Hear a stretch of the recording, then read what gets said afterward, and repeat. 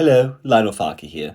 I just want to start off by saying thank you to David and Neon Glitch for sharing this amazing piece of interpretive dance art with me. I love it. It's amazing, and I feel compelled to share some of my observations about it with you all, and I think you'll love it just as much as I do.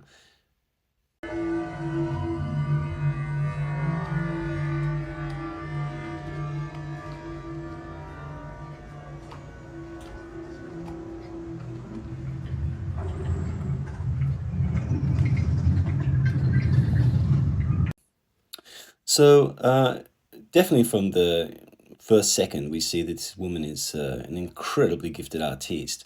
The way she centers herself and starts from a place of stillness is incredible. She then goes to on to touch 4 points on her body, which symbolizes the four cardinal points of a compass. She's basically centering herself in matter and time, and it's a way of establishing herself in our shared reality. She then goes to touch herself a fifth time, and it's an incredibly masterful way that she's now projected herself into the world of spirit. And now we're going to see the performance begin, the real performance. So she's set her scene, she's now projected herself into the space of spirit, and now we're going to see where the fun really starts.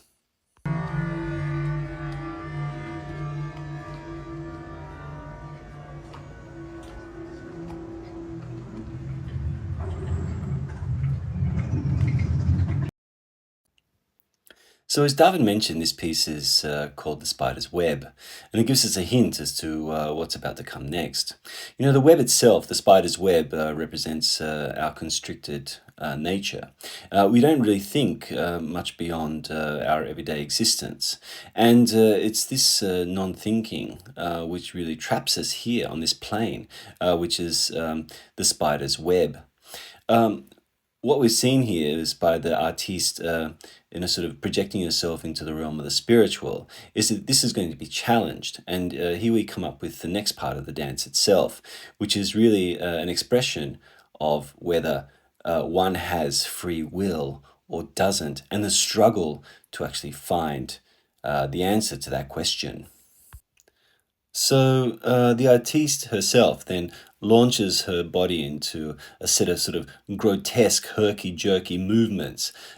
There's no grace or beauty here. It's literally just violence, and it's violence against this concept that we don't have any free will. She's trying to remove the web from before her eyes, the constriction. So she's really fighting against that, and doing it in such a sort of violent and uncoordinated way. It's really showing how powerless we are in the face of asking these large spiritual questions. And I think she's really doing a fantastic job sort of conveying this ugliness and lack of any sort of dexterity or grace. It's beautiful, really. So the piece itself then reaches its natural conclusion. The artiste herself, having struggled so in such an ugly and uncoordinated manner, has shown like the desperation which she has to clear herself of the web, which is obscuring her spiritual vision. And ultimately, she ends by literally punching herself out. She's somehow sort of hit herself so hard that she's lost consciousness. And she's then ejected from the spiritual realm back to the mundane, and really just shown that free will doesn't exist. And she struggled, and there was no point because no free will exists.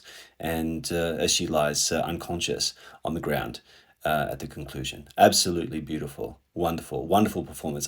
I tip my hat to this artiste. She's an amazing, amazing person.